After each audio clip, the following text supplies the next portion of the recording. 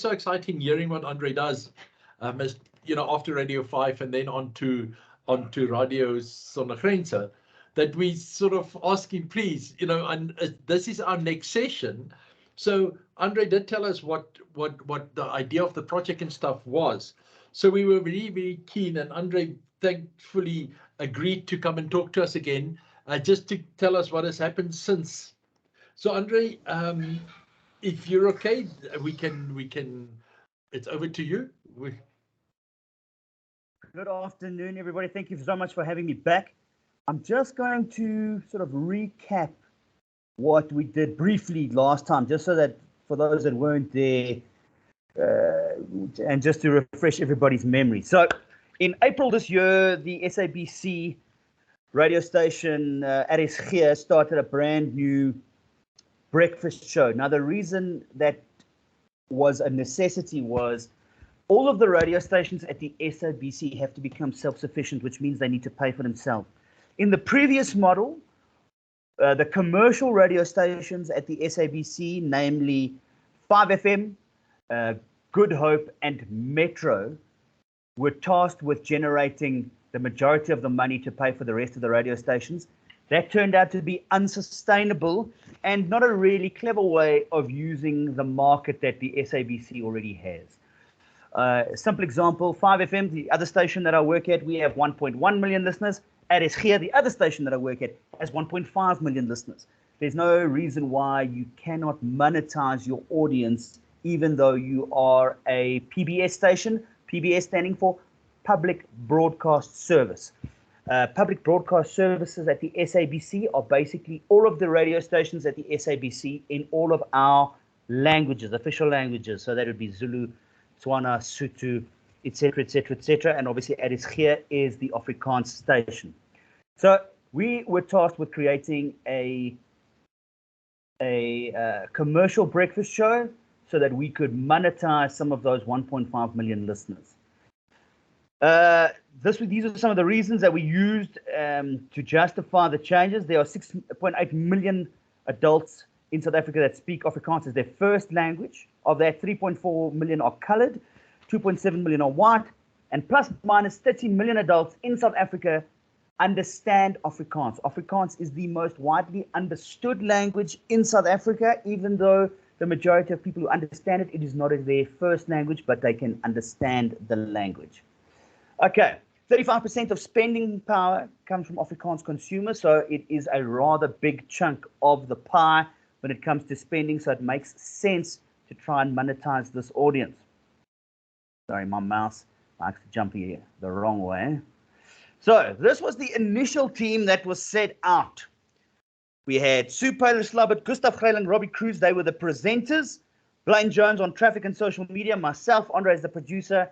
And then we had news bulletins set up by the Afrikaans news desk under Helena van Vuren. You'll see there's a question mark under current affairs. When question marks happen in a proposal, this is when problems and red lights should be flickering. It means the planning phase isn't done correctly or hasn't been completed correctly, which would potentially cause problems in the implementation phase. So remember this because it becomes very crucial later on in the story. Okay, yeah, we have got the salespeople, Claudia, Basil, etc., etc., etc.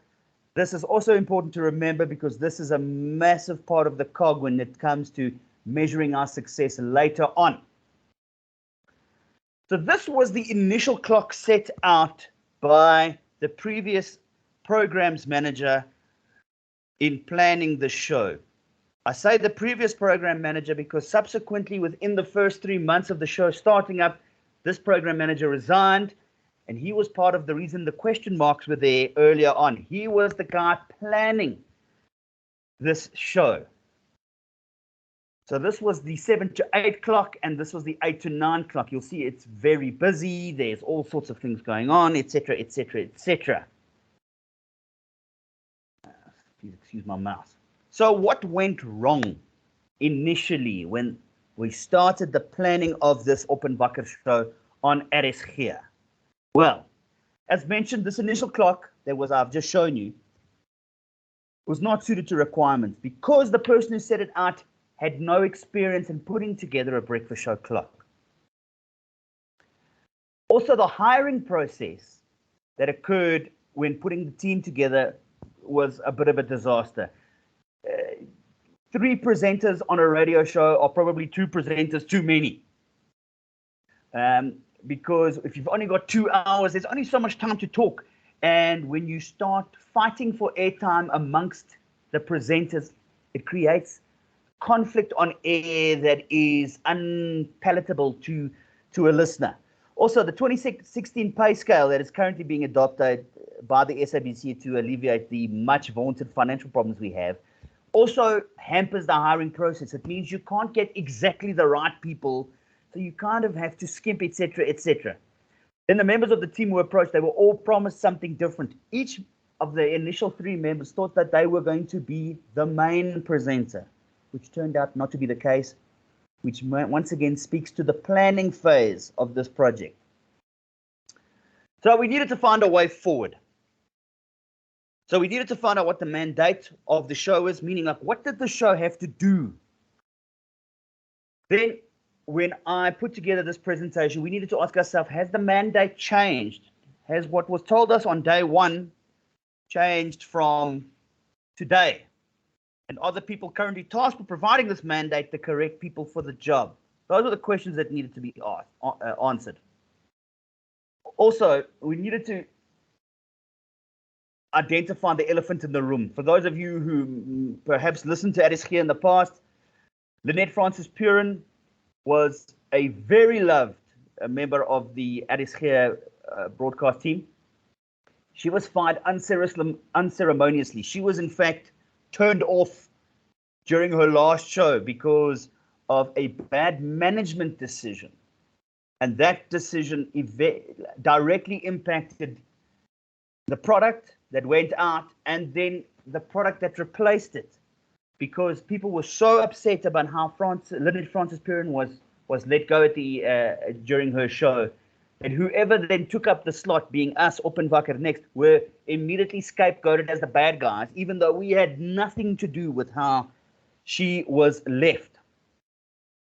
Then we also needed to find out, if we're going to be a commercial radio show, who are our competitors? Now, in the commercial radio space, these are just a couple of examples. KFM 94.7, Jacaranda, OFM, East Coast Radio. I can add to that 702. I can add to that SAFM. I can add to that Cape Talk. These are all our competitors in the space. These competitors generally broadcast, and their target audiences are mothers of 2 aged between 25 and 40 years old. Why? Because traditionally, 25 to 40-year-old mothers of 2 hold the purse strings. They make purchasing decisions. Traditionally, these roles are changing as society changes and move on, but traditionally, this was the target market that advertisers were trying to reach. So, in the first 3 months, changes are inevitable. So we had 3 presenters. But it became obvious that what was promised to the presenters wasn't what happened in reality. One of the presenters decided to resign. This added to an already large negative sentiment in the media, to which places like Netwerk 24, they loved it because they have their own financial stake in having the SABC not do so well, because they have their own platforms that they are trying to promote. So they were more than happy to air our dirty laundry, and it was an ongoing cycle. After the initial backlash from the Lynette Francis Purin firing live on air, basically, to the changes of the show, it was this huge tsunami of negative publicity that just kept on and on and on. So we were left with 4 members of the team. We had then, as the main presenters, Sue Paler-Slubbert, who is sunshine in human form. She basically exudes happiness. She's very passionate about the arts, very well connected in the art and entertainment world, has a wealth of experience. Gustav Greiling, who is very good at hard-hitting interviews. He's incredibly passionate about music. He has fantastic connections in the political and news spheres and has a wealth of radio experience in the public broadcast sector as well as commercial. Then on the sort of the back of the team, it was Blaine Jones. He is new to radio-ish. He's doesn't have much experience, but very keen. He's also tasked with the tech show. He does the traffic on the Oppenwacker show. Then I am the producer, very passionate about music. I have limited Afrikaans contact, though, obviously having broadcast in English most of my life, but have been in commercial radio for 15 years. So, for those of you in business, we know that we measure success with money. So I've here got a screenshot for you of the average ad load from April to June. This is the kind of document that we would get in studio, detailing the kind of ads that are, or the amount of ads that are booked. You'll see there only 14.5% of ad space sold in the first 3 months of the show. Now, to be fair, we started from a base of 0 because there were no ads in the previous, in those time slots before we started. So we started from a 0 base, so even 14.5% is better than nothing. So that was a slow going because much like a hotel room or a jet airliner, once the time has gone, you can't resell time that has happened. You know, you can't sell last night's hotel room today because that time has gone. So we had to slowly work our way in.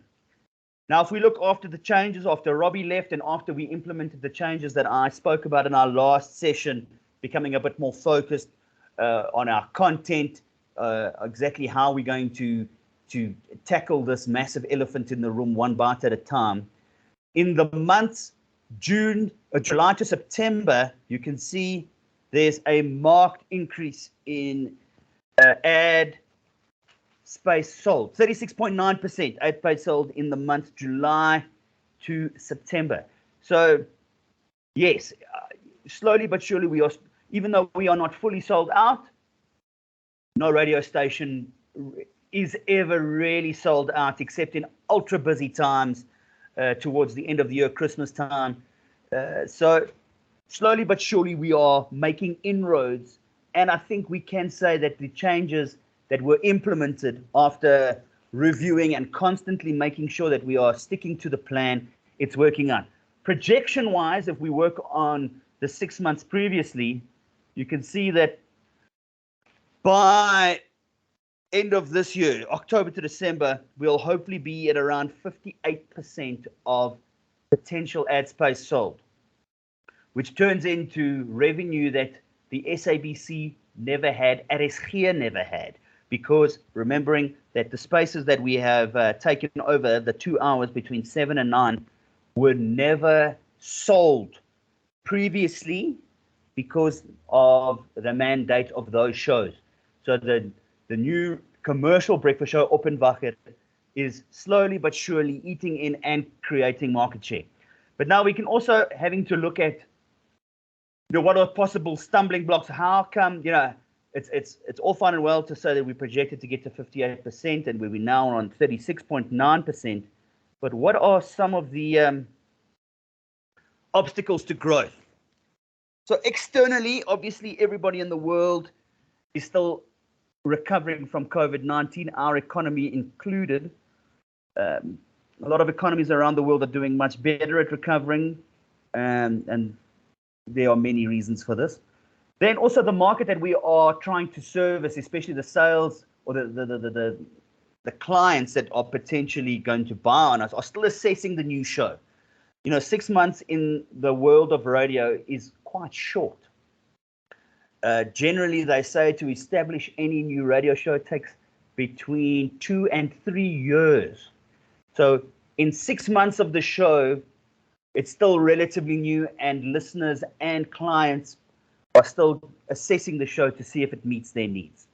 Then internal obstacles. Now, the SABC has a very, very, very complicated way of doing business, partly from its own doing because of all of the malfeasance in the past. Things are very tight. So you'll know that to make money, you need to spend money, but to spend money in the SABC is very, very hard. So things like marketing campaigns, road shows become really hard to justify, even though we all know we have to do it to get it done becomes extremely hard. Then what has happened under the SABC sales team, they have cut a lot of people. A lot of people lost their jobs during the Section 189 process. So the SABC sales team is spread thin across all of the SABC brands. What this means is that the sales team have to sell everybody from Mhlobo Wenene to Ukhozi FM to RSG to 5FM to Good Hope to Metro. And each of these brands service a different segment of the population and have a different audience. And every audience has their own intricacies. I call it brand intricacies.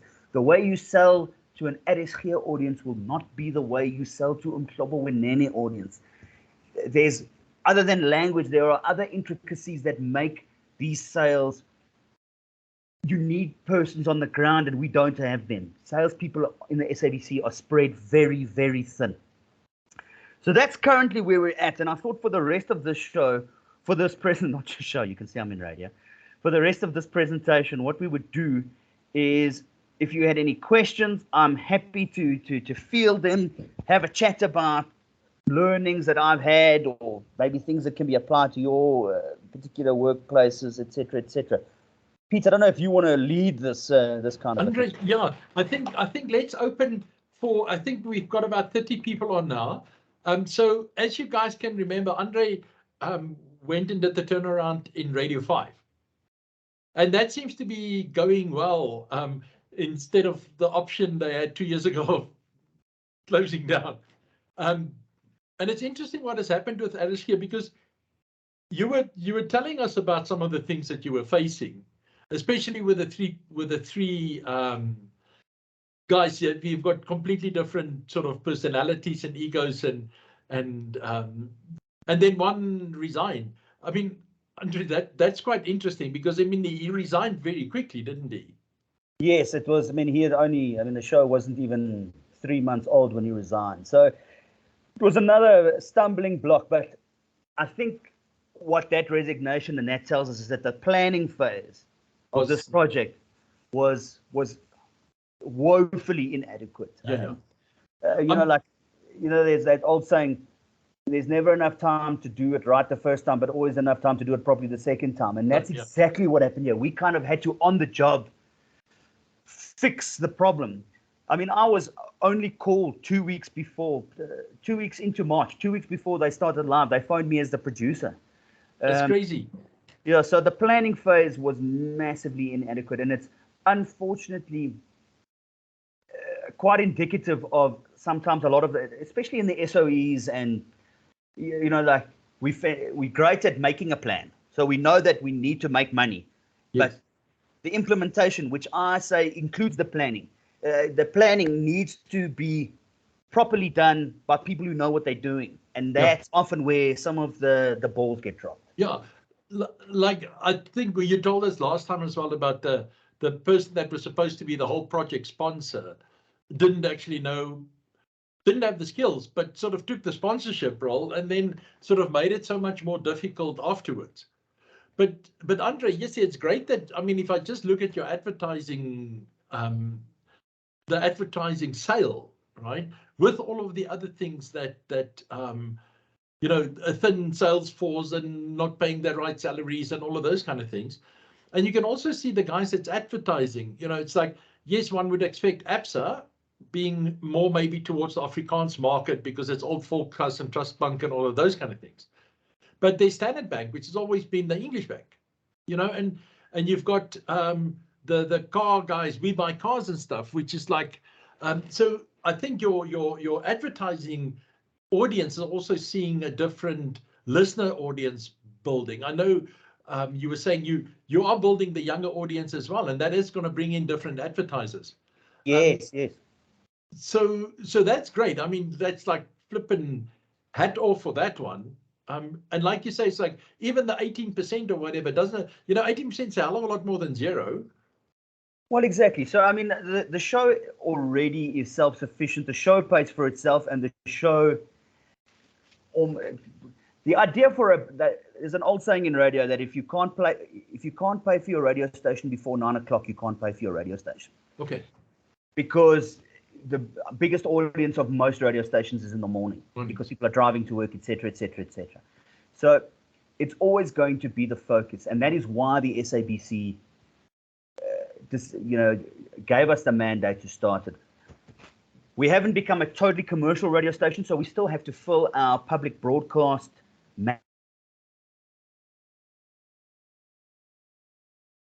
Andre, we lost you on man. You said you still have to fulfill your public mandate. Sorry, I think you went frozen.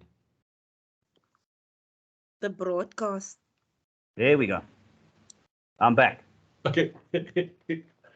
So I was saying, we haven't moved completely as RSG to a commercial broadcast station. So we still have a public broadcast mandate.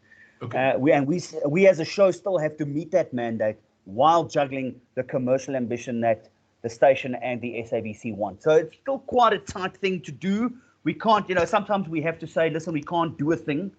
Whereas at 5FM, we're a lot more open to do a lot more kinds of things, because that is our only job, is to make money.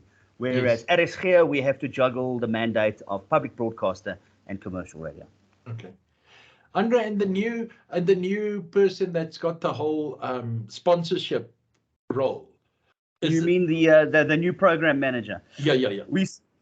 We don't have an official new manager. We've got a person who is standing in and kind of holding place.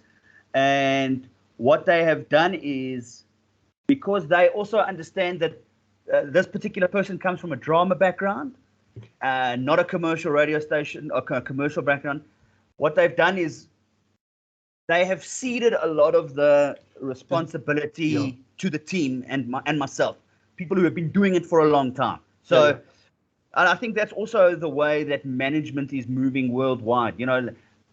The world is so complex now. You can't be an expert at every single thing within your business. So if there is someone in your team who is an IT specialist, even though you're the manager of the marketing department, if there's an IT problem, you will cede that to whoever in your team is the IT specialist. And that's what you have to do. I think it's more of a team effort, and you guys in the academia will know the word for it. But I think it's a more lateral management style than an up-down management style. A flatter management style. Yes, because but it's an empowering style, Andre. I think one of the reasons why so much management styles failed, because it was command and control. And you can't do it with people, not these days, because the consumer moves too fast. So if you want to command and control and you don't know where the consumer is, you might as well not even go there. So I think in that sense, like you say, is like they want to, but they're also forced to relinquish that empowerment, which is a good thing. Yes, and I think as soon as you can take the ego out of management, which is very hard, because we all have egos. It's part of the human condition. No one would want to be a manager if they didn't have an ego. Exactly. For you to put your hat into the ring and say, I'm putting my hand up, I want to be the manager, it implies some form of, and it's you're going to get something back. Yes, but it's how you manage your own ego within the ego of the group. And that's what I've really enjoyed at RSG, is that my boss, who comes from a marketing background, she understands that she doesn't know everything about commercial breakfast radio. That's why she hired me. So she will default to me if she wants to know something, or if I say, no, I don't think we should do this because of this and this and this. In my previous experience, we had this and this and this. Yes. Then she will cede that to me, and she won't insist on a thing just because it seemed like a good idea. And that's what we've had to learn on the job now. Like, because of the woeful planning that happened initially, what happened is the team it was actually the best thing that could have happened for the team. I read an interesting article the other day that says for happiness, for true happiness, the human animal is always needing to overcome something. And I think in any business, we're always having to overcome some obstacle. Yeah. And that's what creates happiness. Because if Yeah. you overcome that obstacle, you have a sense of achievement. And as long as the thing you have to overcome is manageable, the next thing will be more manageable and. And if there are systems in place for any organization to overcome, it will be easier. So we had no systems and had to create our own. Yeah. But I think the system we now have is better because of it. Yes, yes. Andre, come questions for Andre, everybody. I don't want to hog the mic. Okay, there are some hands up, Andre. Tanika? Hi, hello, thank you, Prof. Hi, Andre. Hi. I think my question is based on what happened to the station previously. So I guess what is your primotem? What is it that you're worried about, considering what the station went through at the current moment? What is it that you are worried about, your primotem? Worries at the moment, I'm less worried now than I was 3 months ago. We've now created systems of how the show works. We know what our mandate is. We know exactly what we have to achieve every day and are accountable for those things. So every member of the team has their tasks, and if we meet those tasks every day, from the history and the sales that I've shown you, I believe we'll be successful. So my worries are less today than they were 3 months ago. In the radio business, though, everybody worries about the next contract because that's how we work from year to year. So it's not a very stable line of job. The entertainment business it's a horrible business for that reason. So you always are worried about the end of March, beginning of April when contract season come around. Have we done enough, or have we pleased enough people to keep our jobs? That's the worry. Andre, I don't want to interrupt, but that must be so hard to plan, because you don't know if you're going to get a contract, if your team is going to get contracts, or do you think you would know that?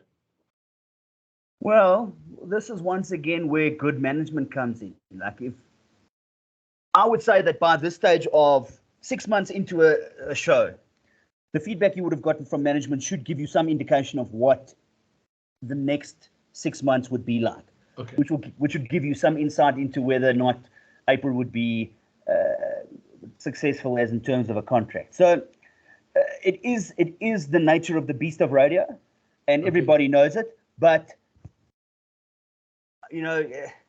that's where the difference comes from being a manager of people, and being a talent manager. A manager, and I use talent, that's what we use, people who are on air, yes, we call them talent. Yes. Managing talent is very hard because the egos are 3 times as big. Because if you think you need a big ego to put your hat in the ring to be a manager, to put your hat in the ring to say, I think I'm good enough to speak in front of 1.5 million people every single day, you must know how huge that ego is. Yeah.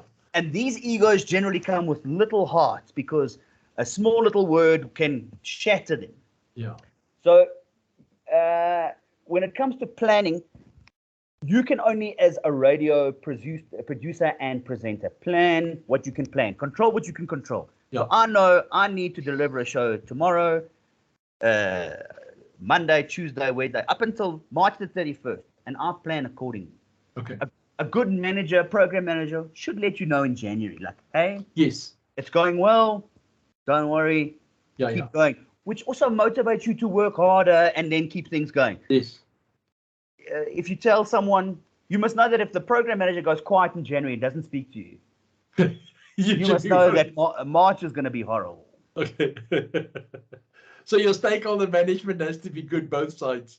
No, it really has to be, because as we saw in the backlash with Lynette Francis Perrin, she was much loved by the audience. So as I mentioned beforehand, radio has 2 clients. We have the advertisers, who are the spenders, who pay for it. Yeah. But we have another client who is the audience, the listener. Now, no listener ever tuned into a radio station and said, you know what, I can't wait to hear another advert.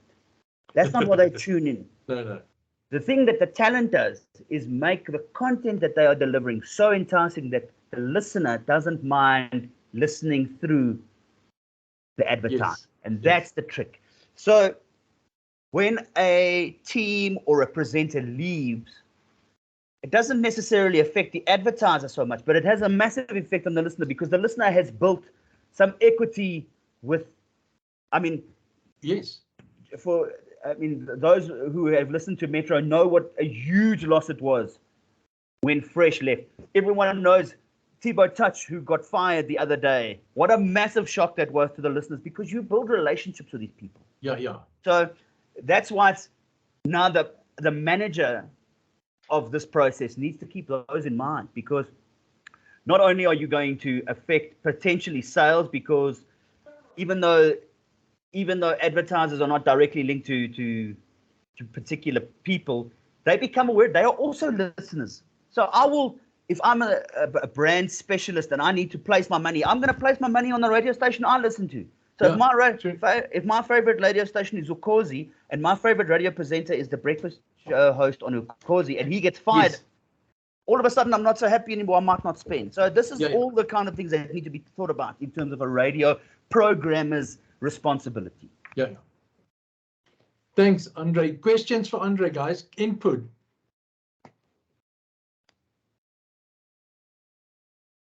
Questions are on the chat Hi. box, Prof. Okay, I had two here. Tanikwa. Okay, just check the chat box as well. Andre has questions there, Prof. Just one question from me, Andre. I saw that on your slides, you did present the numbers of listeners that understand Afrikaans and listeners that are African speaking, especially the colored people and white people. Have you maybe perhaps gone further and look at the target market as well? You know, at what age would someone want to, buy into commercial radio, listen to commercial radio? What age difference is there? Maybe perhaps. So with that in mind, we took that into consideration when sort of placing the kind of content we create. So if we are looking for a slightly older listener. And the reason I say that is the RSG listenership currently is an older listenership. So what we're trying to do is we're trying to move it slowly younger so that we can maintain a listenership over the next 10 years, 15 years, 20 years. The problem is, though, currently in the commercial space, there are so many players that are in that space. Jacaranda, Highveld, OFM, KFM, in the commercial radio space, East Coast Radio, and they have pretty much not perfected it, but their systems have been so entrenched over the last sort of 15 years since 1992, since privatization, that the SABC has kind of fallen due to bad management in the past behind a little bit. So we had the opportunity with this show to say, who are we trying to reach? And I can tell you, we are trying to reach 35 to 55-year-old Afrikaans speakers, whether it be first or second language, irregardless of color. So we know that in the Western Cape, under the colored community, is the biggest low-hanging fruit for gaining new listeners. So we have created content, and we create content daily that has a slant to that. Now, that doesn't mean we're talking about the Western Cape and colored things only. But we keep it in mind that would a potential listener who's currently listening to, let's say, Good Hope, Heart, KFM, Smile in the Western Cape, is this thing that we're making, could this draw that person away from those stations to come and listen to us? So that's the kind of mindset we have when we are creating content. And the same thing with the other radio stations here at 5FM. So Umhlobo Wenene, they are the public broadcaster, and they are trying to focus on everything that works within that, in their public broadcast sphere. So the topics, the jokes, the advertising, the kind of presenters they hire, all fit into that mold. And that is what programmers are thinking about. So, you know, the numbers that I've sent to you there, currently our average age listener is 55. If we could get that down to 45, it would be a win. If we could do that in the next 18 months to 2 years, that would be another win for us as a show. We're starting to see it from the callers and from the interactions we're getting. Slowly but surely, the people have gone from being 70 to 60 to 50. So we're trying to create a product that's enticing to a younger market. Andre, Tanika said there's some questions in the chat box, but I can't see the chat box. I don't know if you can see the chat box, but yes, I see Salesh has got a hand up. Okay, so let's. Thanks, Prof. How's it, Andre? Yeah, how's it going? You look a bit like Peter Andre as well, eh? Oh my goodness! Yep. What a thing! What a thing, eh? Quick one, man. So obviously, you know, being in radio, we're looking for different target markets. How would you say, you know, as a radio station, do you guys derive to get to a certain target market for a specific time slot, like the morning, like you do the breakfast run in the morning? Then you got your 12 o'clock run as an example, your 4 o'clock run, and maybe your evening run. What sort of methodology do you guys apply in order to use that, to get that? All about the money. All about the money. So when I say that, what do I mean?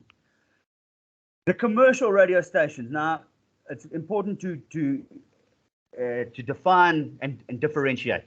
Commercial radio stations, like I mentioned, East Coast Radio, KFM, OFM, Jacaranda, Highveld, are commercial radio stations aimed at making money. So what they will do is they will program their station to maximize revenue and listenership at certain times.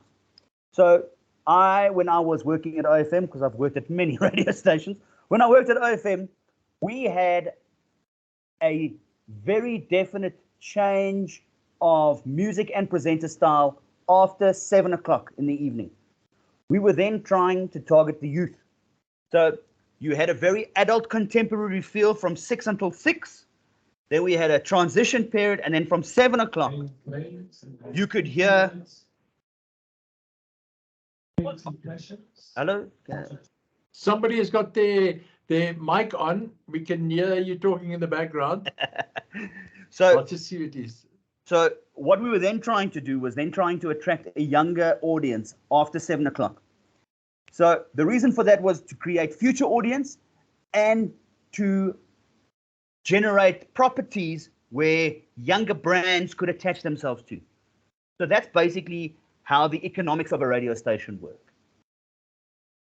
Like I mentioned before, though, most radio stations, if they can't pay for themselves by 9 o'clock in the morning, it's going to be heavy going. So generally, to advertise on a breakfast show on any radio station will be the most expensive slot of the whole day part. The next most expensive will be the drive, obviously, in the afternoons where people are driving home. Then it would go the lunchtime show, then the mid-morning show. Actually, first it'll go the evening show, then the mid-morning show. Those are generally how the value propositions are divided within radio stations for various reasons. The reason I make such a big differentiation between commercial radio stations and public broadcasters is us as RSG, the public broadcaster, our lunchtime show is very news-driven. Once again, no advertising, but it's part of our mandate to deliver X amount of news during a day. So that's why focus was placed on our show to generate the money so that we can still do these things and pay for the rest of the mandated content throughout the day. Okay, I've got some questions here I see. Okay, so I'm going to start from the top. Andre Chetty. Considering the show is now bringing in and increased revenue, does it get mandated to acquire extra resources to take it to the next day, e.g. sales staff? How does one go about getting extra funding approved considering the overachieving conservative risk management? Blah, blah, blah. Okay, good question. And I wish I could say yes, because in any normal organization, I say normal, any organization that is being managed properly or being managed to its optimum, you would say that yes, obviously if a product is achieving, you would want to give it slightly more resource, etc., etc., etc. Unfortunately, the SABC is not worked like that. Each radio station doesn't have its own sales force. There is one sales force that does all of the SABC, which is one of the problems that I mentioned in my presentation, that these people are cut very thin. So they have to sort out 18 radio stations. So one would hope that each of the radio stations would show similar success to what we've had over the last couple of months, which would then generate more money, which would then allow more salespeople to be hired. But it's a slow process. And the SABC, I think, is at currently 9 billion rand in the red. It's going to take a long time, which, you know, that is my personal bugbear, because radio, SABC radio is, I think, at the last, we were just in the red last year, and this year, I think we are 3 or 4 million rand in the green. So we're starting to make money. But 3 million rand compared to 5 billion rand, it's going to take a long time. So currently there are plans underway, and you know, it might come up in the news from time to time. But yes, I think the fact that we haven't heard about the SABC so much in the news for bad news is a good thing. Things are slowly starting to get better. So, but it is going to take some time. And I think any of you who've been involved in turnarounds of maybe departments or turnarounds of business will know that it's not a snap your fingers and all of a sudden everything is green and rosy. You need to implement plans. You need to then constantly be monitoring to see if the plans that you've implemented are working, because it also doesn't help smashing your head against the wall with the plan that's not working. If a plan's not working, be honest and say it's not working. Let's make a new plan. Okay, next question. What is the process of telling the 3 anchors what is the process of telling the 3 anchors that only one will be the anchor? Well, one left, luckily. No, so that was a hard conversation that needed to be had, because it became painfully obvious in the first week that all of them thought that they were the main peanut in the packet, and they weren't. We had to then basically have put your ego in your pocket, you're either in or you're out, and one of them decided they were out, which was fine, because what we now have is, I think we have a better mix. We've got a better mix of things. Is it the mix that I would have put together initially had I planned the show? No, it wouldn't have been. I don't even think myself would have been hired if I was the program manager hiring at the time, because the hiring process was so haphazard that by the time it came to putting the switch on and going, we weren't really ready to go, and we had to on the fly to make it happen.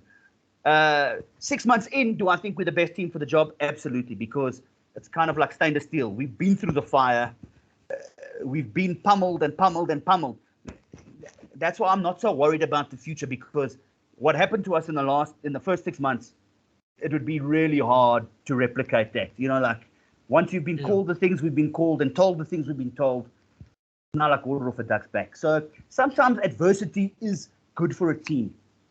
I wouldn't advise it for a protracted period, but sometimes that is a management style. Sometimes a manager will maybe set a goal for a team that's maybe a little bit unachievable.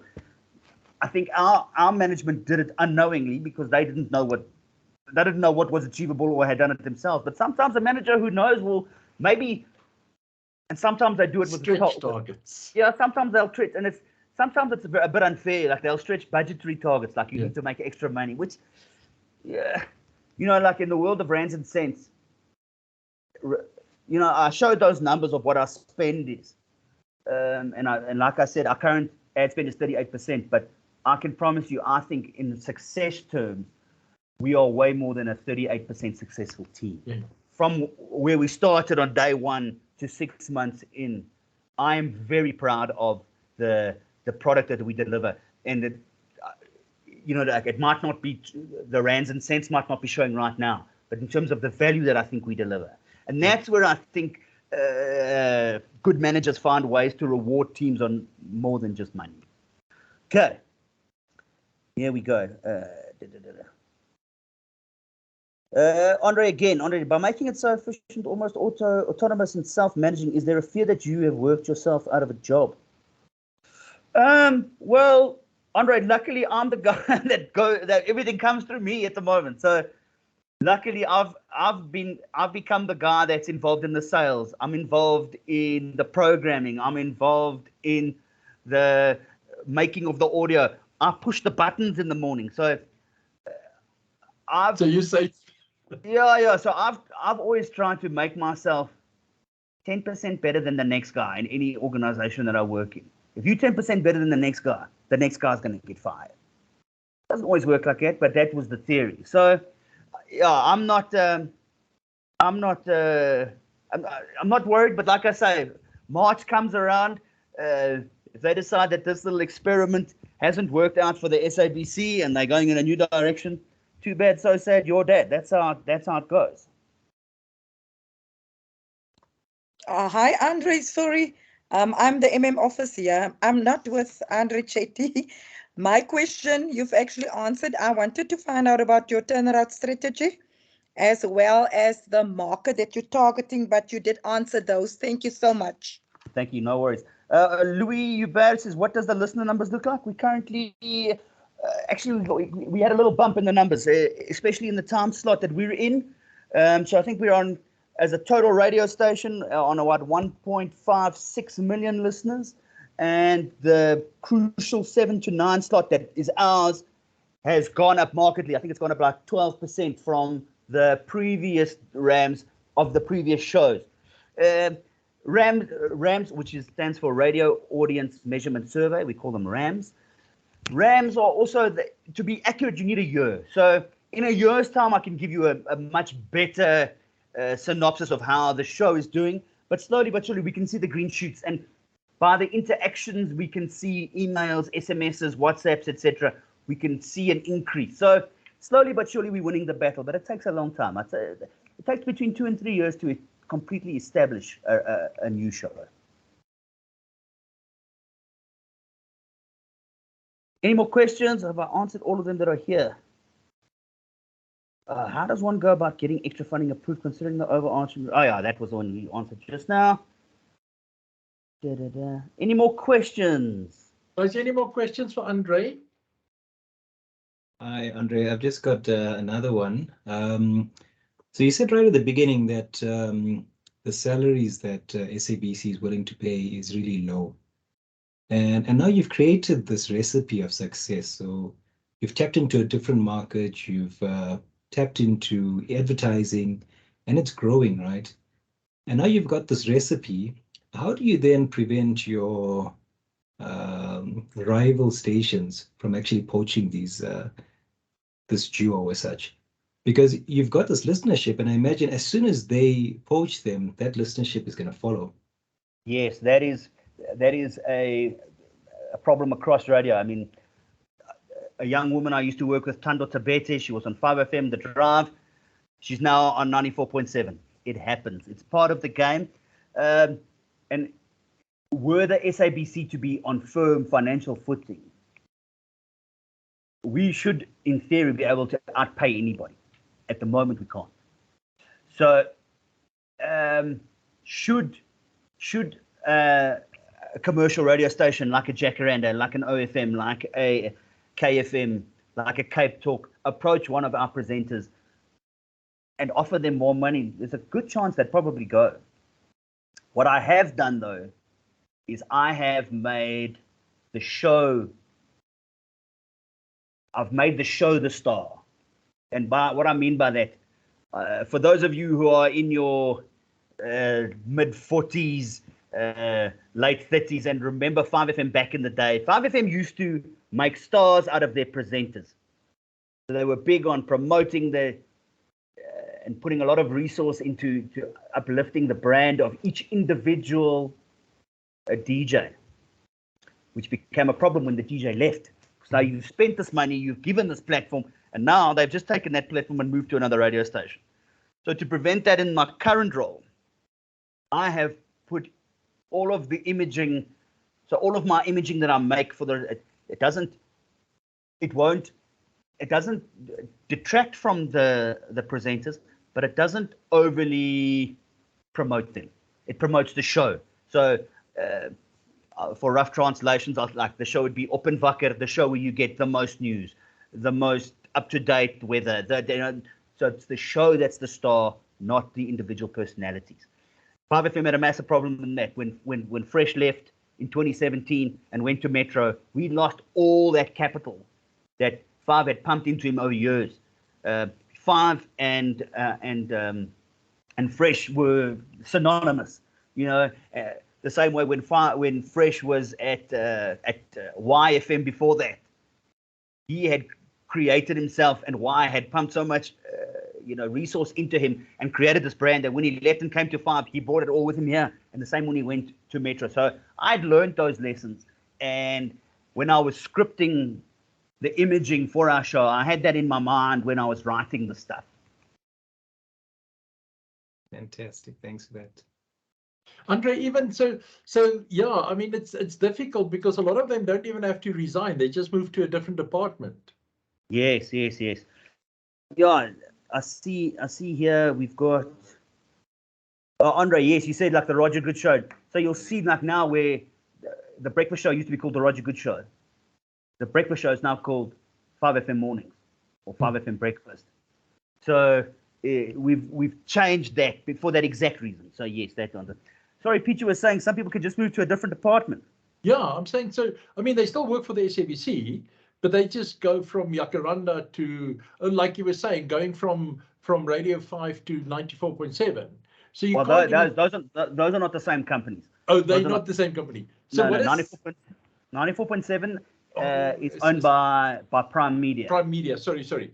But I mean, they could even just move inside. Yes, I mean, that's what happened with Fresh. Fresh went from 5FM to Metro. But then 5FM as a brand lost that collateral. So within the organization, it wasn't a problem. But within our 5FM organization, it was a massive problem. Yeah. And that is actually less easy to handle because now you've got all the internal politics. Yeah. Yes. Mosiane, Lereko Mosiane, which radio station do you listen to? I listen to Metro FM 947 and Lesedi FM. Okay. So I have different reasons for listening to different radio stations. So I listen to radio, different shows. I specifically listen to different shows. Okay. So which are your favorite shows? My favorite shows. Yeah. So in the mornings, I listen to Muzoding FM. Because I'm a Tswana speaking person / Sotho, so I can relate to what they're talking about. So you get your news and your information in a language that you prefer. Yes, and the jokes, like you were talking about the jokes, it makes sense to me because I understand the language. Yes. And like if I'm listening to a joke in English, it takes a while for me to get what is funny. Yeah, so I listen to that. In the afternoons, I listen to Tando on 947 because I actually like her a lot. I was listening to Fresh, but then he's not there anymore for me to listen to him. So yeah. A lot of Fresh. Yes. That's that. And I listen to a lot of radio, that's true. Even Sundays, I'm always listening to radio, And in different times of your day, you listen for different reasons. Like on a Sunday, maybe you're listening to Kaya chilled vibes and they've got the jazz and it's nice and you've got the speakers open, the cooler box out, you're at a park with a family, you're doing another thing. In the morning, you want your news, so you listen to another thing. And that's what we're finding in the radio business. You have P1 listeners, position 1, and then P2 listeners. These are listeners that come in and out, and P3. So you'll also have P1 stations, P2 stations. So you, from what I'm hearing, you're listening to 94.7 as your P2 station, but you're listening to Motsodeng as your P1 station. Am I right? Yes, you can put it like that. And then over the weekends, I listen to different ones, like Radio 2000 in the morning, and then midday, I listen to Mhlobanene with Joining FM for the choral show and stuff like that. And in the evening, then I'll go back to Lesedi FM now. And I see Alicia Pino used to be a radio person herself at Bay FM. Yep, Bay FM, one of the better community radio stations in the country. You were a presenter there in 2016, but you no longer listen to radio. You break my heart. The difference between radio and TV is that radio has better pictures. Yes, that's true. Andres Manga has also got a hand up. Manga. Thanks, Prof. Hi, Andrew. How's it? Like you, Bruce. Good to have you back again. Andrew, I've got a quick question. You know, I'm looking at individual as a brand of their own, and I'm looking at Thibo Touch, as you mentioned earlier on, that the Metro decided to bring him back with a huge salary bill. You know, and aren't they making the same mistake of making sure that he becomes his own brand within the station itself, because of it having so much being a crowd puller himself, that should he decide to leave like Fresh did with the other radio station, then that slot becomes redundant and it doesn't become as a success as it is now. And they're making the same mistake of creating the same personality brand within the station itself. Okay, so this is a classic business problem. So they needed a big name breakfast show host. They didn't have one within the building, within the SABC. Thibo Touch was a known entity. He had been with the brand before. He had gone off with Garrett Cliff, created Touch Central, etc., etc. That didn't go well, but he still had a massive following on social media and was still a known entity. So they did what they've done is they've made a short-term decision. So in any business, if you don't have time to cultivate your own talent, like a football team, if you need a striker because your best striker left and you don't have another striker that you've gone through your youth system, you need to go and spend money to buy a striker. And that's what they did. They've bought a breakfast show host. And this is why radio contracts are yearly. This is the exact reason. So they have done the maths and said that we can spend X amount of money over the next 5 years, because that's basically how long I think that they would plan to have him. I think Touch will be around for 5. So they have done that maths. They said over the next 5 years, and also don't believe all you read about the massive salary bills. Just remember that we in the media also play the media game sometimes.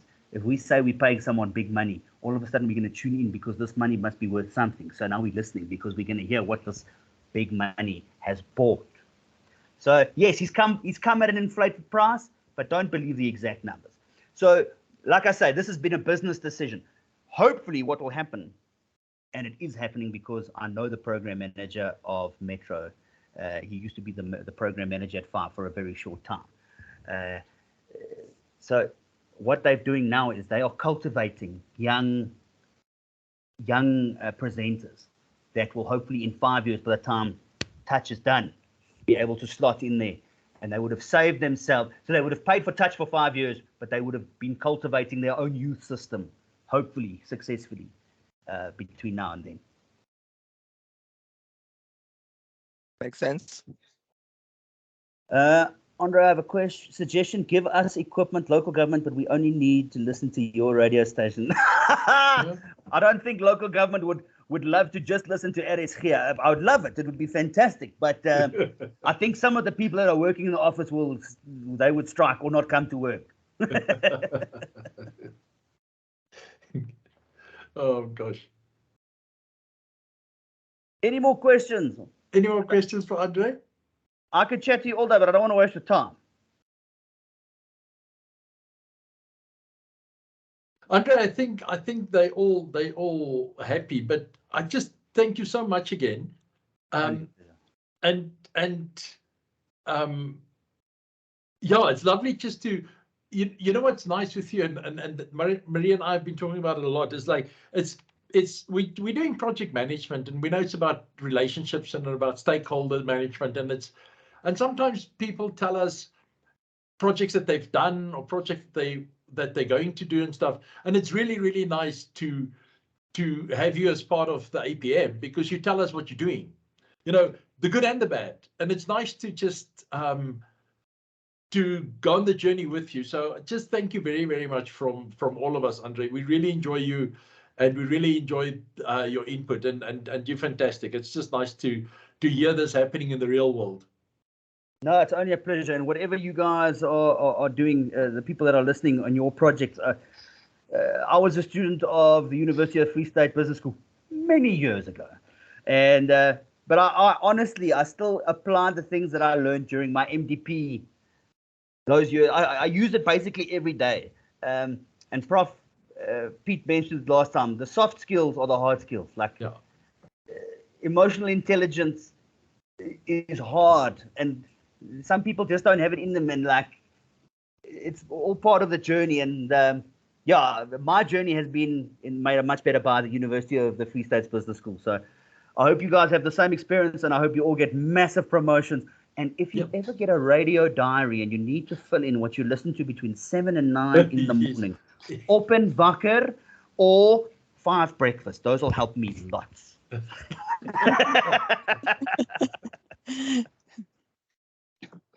Thank you very much. Thank you very much, Andre.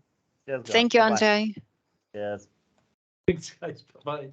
Guys, can I just ask you all just to go back to class quickly, just so that we can wrap up for the week? Thank you very much. Dankie,